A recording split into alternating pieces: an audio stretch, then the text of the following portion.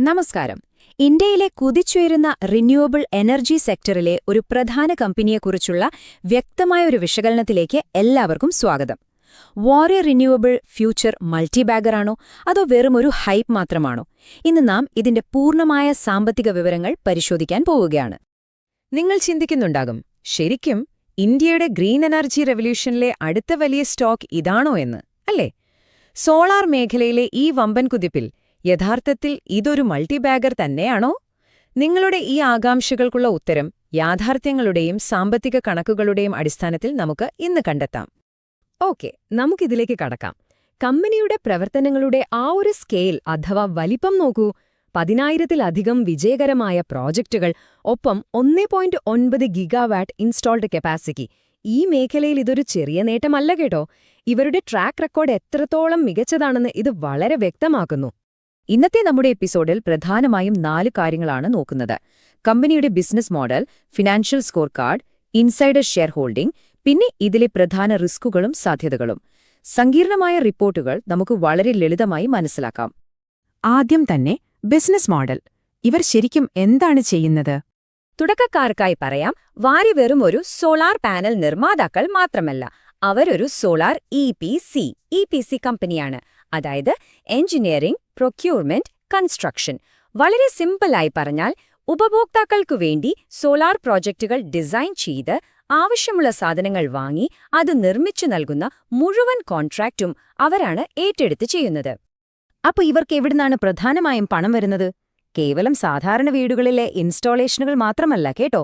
വലിയ ground mounted പ്രോജക്റ്റുകൾ, open access solar ഫാമുകൾ, ഫ്ലോട്ടിംഗ് സോളാർ, കൂടാതെ ഈ പ്രോജക്റ്റുകളുടെയൊക്കെ ഓപ്പറേഷൻസ് ആൻഡ് മെയിന്റനൻസ് അഥവാ ONM, ഇങ്ങനെ വലിയൊരു സ്രോതസ്സിൽ നിന്നാണ് ഇവർക്ക് വരുമാനം ലഭിക്കുന്നത്. കമേഴ്ഷ്യൽ മേഖലയിൽ ഇവർക്ക് അതിശക്തമായൊരു സാന്നിധ്യമുണ്ട്. പിന്നെ സോളാർ പവർ പ്രോജക്റ്റുകൾ നിർമ്മിക്കുക മാത്രമല്ല, ലിഥിയം അയൺ ബാറ്ററികൾ ഉൾപ്പെടുന്ന ഹൈടെക് എനർജി സ്റ്റോറേജ് ഡിവിഷനും അടങ്ങുന്ന ഒരു എൻഡ് ടു എൻഡ് സൊല്യൂഷനാണ് കമ്പനി നൽകുന്നത്. അതായത് ഊർജം ഉൽപ്പാദിപ്പിക്കുന്നത് മുതൽ അത് കാര്യക്ഷമമായി സംഭരിച്ചു വയ്ക്കുന്നതുവരെയുള്ള ഫുൾ പാക്കേജ്. രണ്ടാമതായി, സാമ്പത്തിക കണക്കുകൾ. കമ്പനിയുടെ ആ എക്സ്പ്ലോസീവായ വളർച്ച നമുക്കൊന്ന് ട്രാക്ക് ചെയ്യാം. Now what's really interesting here is കമ്പനിയുടെ ഈ വരുമാന വളർച്ചയാണ്. 2021-22 സാമ്പത്തിക വർഷത്തിൽ 161.5 കോടി രൂപയായിരുന്ന വരുമാനം 2022-23 ആയപ്പോഴേക്കും ഒറ്റയടിക്ക് 351 കോടി രൂപയായി കുതിച്ചുയർന്നു. ജസ്റ്റ് ആലോചിച്ചു നോക്കൂ, കൃത്യം 117% വമ്പൻ ജമ്പ്. ഇനി ഇതിലും ഗംഭീരമായ ഒരു ഫിഗർ പറയാം. 2023-24 വർഷത്തെ ഇവരുടെ ROCE അഥവാ റിട്ടേൺ ഓൺ ക്യാപിറ്റൽ എംപ്ലോയിഡ് 73.56%. ബിസിനസ്സിൽ നിക്ഷേപിക്കുന്ന ഓരോ രൂപയിൽ നിന്നും എത്ര കിടിലനായി അവർ ലാഭമുണ്ടാക്കുന്നു എന്നതിന്റെ ഒരു പെർഫെക്റ്റ് ഉദാഹരണമാണിത്. സാമ്പത്തികമായി ഇതൊരു അതിഗംഭീരമായ സൂചനയാണ്. ഇവരുടെ പ്രധാന വാല്യുവേഷൻ മെട്രിക്സ് ഒറ്റ നോട്ടത്തിൽ നമുക്കൊന്ന് നോക്കാം. ഏകദേശം 9,834 കോടി രൂപയാണ് കമ്പനിയുടെ മാർക്കറ്റ് ക്യാപ്. നിലവിലെ PE റേഷ്യോ 20.5ഉം റിട്ടേൺ ഓൺ ഇക്വിറ്റി അഥവാ ROE ഒരു മാസീവ് 68.9%. ഈ കണക്കുകൾ വിപണിയിൽ കമ്പനിയുടെ പൊസിഷൻ എത്ര സ്ട്രോങ് ആണെന്ന് കാണിക്കുന്നു. ഇവരുടെ കോർ ബിസിനസ്സായ EPC സെഗ്മെന്റിൽ നിന്നുള്ള ക്വാർട്ടർലി വരുമാന വളർച്ച അതിശയിപ്പിക്കുന്നതാണ്. കഴിഞ്ഞ വർഷം ആദ്യപാദത്തിൽ 12,872 ലക്ഷമായിരുന്ന വരുമാനം ഈ വർഷം ആദ്യപാദത്തിൽ 22,865 ലക്ഷമായി മുകളിലേക്ക് കുതിച്ചു. ആ ഒരു അപ്വേർഡ് ട്രെൻഡ് വളരെ വ്യക്തമാണ്, അല്ലേ? മൂന്നാമതായി, ഇൻസൈഡർ ഷെയർ ഹോൾഡിംഗ്. കമ്പനിയുടെ യഥാർത്ഥ ഉടമസ്ഥരാരെല്ലാം? ഇതൊന്ന് ശ്രദ്ധിക്കൂ. കമ്പനിയുടെ 74.46% ഷെയറുകളും പ്രൊമോട്ടർമാരുടെ പക്കൽ തന്നെയാണ്. അതായത് ഇന്ത്യയിലെ നമ്പർ 1 സോളാർ മോഡ്യൂൾ നിർമ്മാതാക്കളായ പാരന്റ് കമ്പനി വാരി എനർജീസിന്റെ കൈകളിൽ. ബാക്കി വരുന്ന 25.54% മാത്രമാണ് പബ്ലിക്കിന്റെ പക്കലുള്ളത്. ഇത്രയും ഉയർന്ന പ്രൊമോട്ടർ ഹോൾഡിംഗ് കാണിക്കുന്നത് ബിസിനസ്സിലുള്ള അവരുടെ തന്നെ കോൺഫിഡൻസാണ്.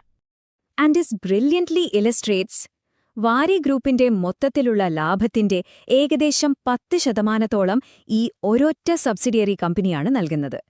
അവരുടെ വലിയ ബിസിനസ് സാമ്രാജ്യത്തിൽ ഈ കമ്പനിക്കുള്ള റോൾ എത്രത്തോളമാണെന്ന് ഇതിൽ നിന്ന് വളരെ വ്യക്തമാണ്. നാലാമതായി, റിസ്കുകളും സാധ്യതകളും. നമുക്കൊരു റിയാലിറ്റി ചെക്ക് നടത്താം.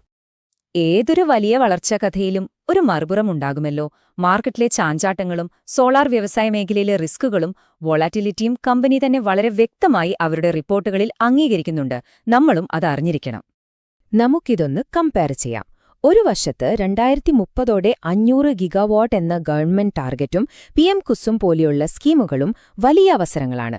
പക്ഷെ മറുവശത്ത് സോളാർ പാനലുകൾക്കും മറ്റ് ഘടകങ്ങൾക്കും ചൈനീസ് ഇറക്കുമതിയെ വലിയ തോതിൽ ആശ്രയിക്കുന്നതും ആഗോളതലത്തിലുള്ള ജിയോപൊളിറ്റിക്കൽ ഇഷ്യൂസും വലിയ ഭീഷണികളാണ്. സപ്ലൈ ചെയിനിനെ ഇത് നന്നായി ബാധിക്കാൻ സാധ്യതയുണ്ട്. കുറഞ്ഞ ബാധ്യതകളുള്ള ഒരു അസറ്റ് ലൈറ്റ് ബിസിനസ് മോഡലാണ് ഇവരുടേത് എന്നത് ഒരു വലിയ പ്ലസ് പോയിന്റാണ്. പക്ഷേ സോളാർ സെക്ടറിലെ ഈ അസ്ഥിരത നമ്മൾ ഒരു നിക്ഷേപകൻ എന്ന നിലയിൽ കാണാതെ പോകരുത്.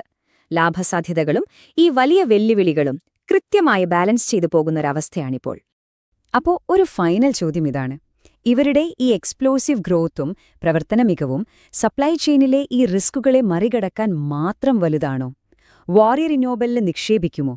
നമ്മൾ ഇന്ന് ഡീകോഡ് ചെയ്ത ഈ ഡാറ്റ വെച്ച് നിങ്ങളുടെ പോർട്ട്ഫോളിയോയിൽ ഈ സ്റ്റോക്കിന് ഒരു സ്ഥാനമുണ്ടോ എന്ന് നിങ്ങളൊന്ന് സ്വയം അനലൈസ് ചെയ്തു നോക്കൂ. ഈ ഒരു ഡീപ് ഡൈവ് നിങ്ങൾക്ക് ഇഷ്ടമായെങ്കിൽ തീർച്ചയായും ലൈക്ക് ചെയ്യാനും ഷെയർ ചെയ്യാനും സബ്സ്ക്രൈബ് ചെയ്യാനും മറക്കരുത്. വീണ്ടും കാണാം. നന്ദി.